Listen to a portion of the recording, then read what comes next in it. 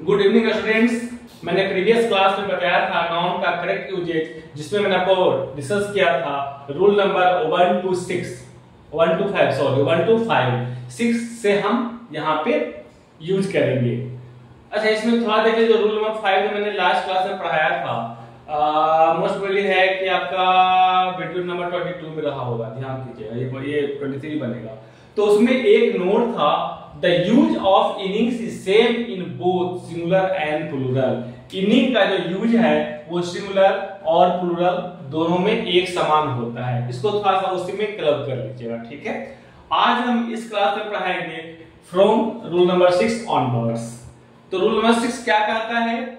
Some nouns end with s and these nouns are singular. सोचिए कि क्या कितना बड़ा कंफ्यूजन होती है, और बच्चे सब इसी को देख करके डर जाते हैं, इंग्लिश छोड़ देते हैं, कहते हैं इंग्लिश इज मोस्ट मतलब क्या कहते हैं टफेस्ट सब्जेक्ट। बट ऐसा है नहीं, बहुत मजा आता है, इंटरेस्टिंग सब्जेक्ट है, लैंग्वेज है ना, इंटरेस्टिंग है।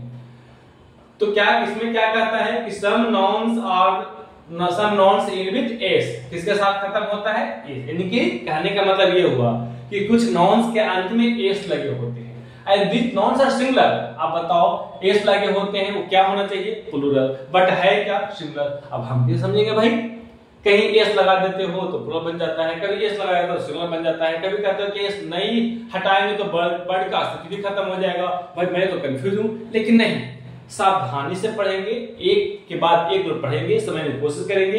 2 बार 3 बार वीडियो को देखिए, मजा आएगा। और बहुत ही इंपॉर्टेंट है, तो कुछ नॉन्स जिनके अंत में एस होते हैं ये सिंगुलर है। कौन कौन है?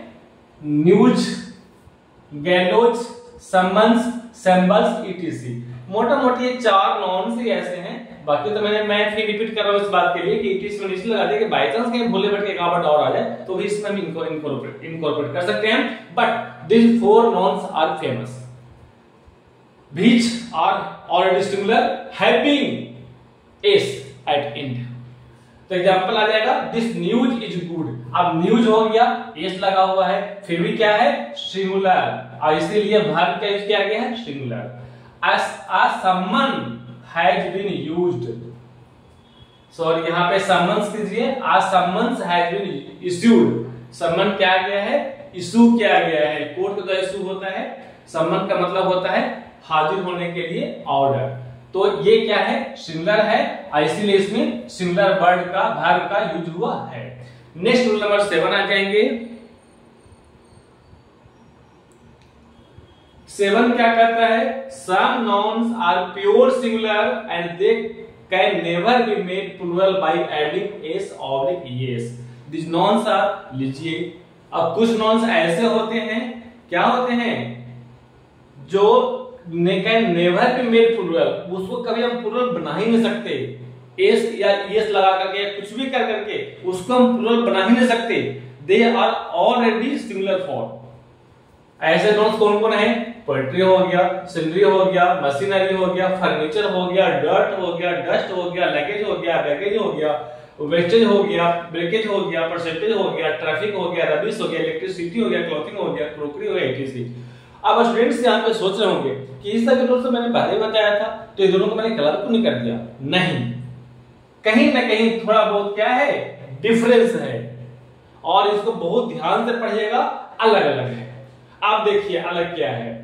इसको हम प्लूरल भी बना सकते हैं, बट क्या कर करके? If it is necessary to make these non plural, then items of, articles of, pieces of, kind of, units of, glass of, इस तरह के हम वर्ड यूज कर करके इसको हम प्लूरल का फॉर्म दे सकते हैं। पहले आते हैं, there is heavy traffic on the road.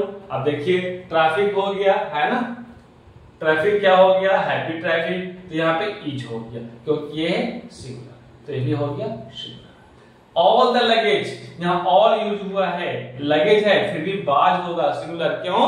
क्योंकि लगेज को हम कभी प्लूरल बना ही ले सकते हैं। और यदि बनाना हो तो नीचे देखिए, I have purchase 5 items of furniture. होते हैं ना भाई कि मैंने 5 तरह की चीजें खरीदा, सोफा खरीदा, पलंग खरीदा, टेबल खरीदा, चेयर खरीदा, है ना, तो उसको हम काउंट कर सकते हैं। तो I have purchase 5 items of furniture.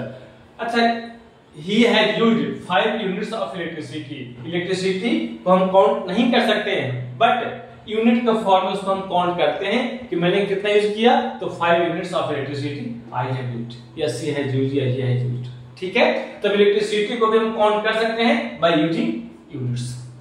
तो यहां ध्यान दीजिएगा। हाँ, एक चीज और है, कुछ आया था आप लोग के यहाँ से कुछ कमेंट में कि भाई टेबल है, चेयर है, ये भी तो फर्नीचर है ना, तो इसमें तो मेज ला के बनाते हैं प्लुरल, तो फर्नीचर में क्या दिक्कत है?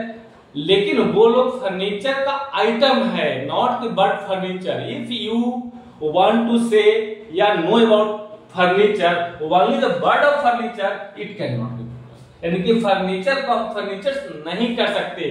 टेबल वो अलग वर्ड है, that is item of, that is a kind of, that is a product of furniture, not but it is not said only furniture.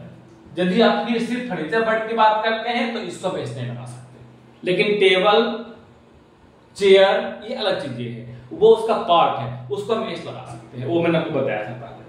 तो इसलिए आपका रोल नंबर 7 भी खत्म हो गया। आ जाइए रोल नंबर 8 में।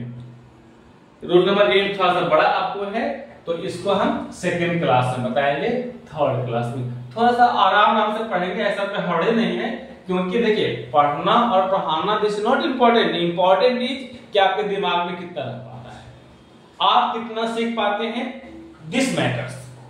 हम कितना पढ़ाते हैं, this is not a matter.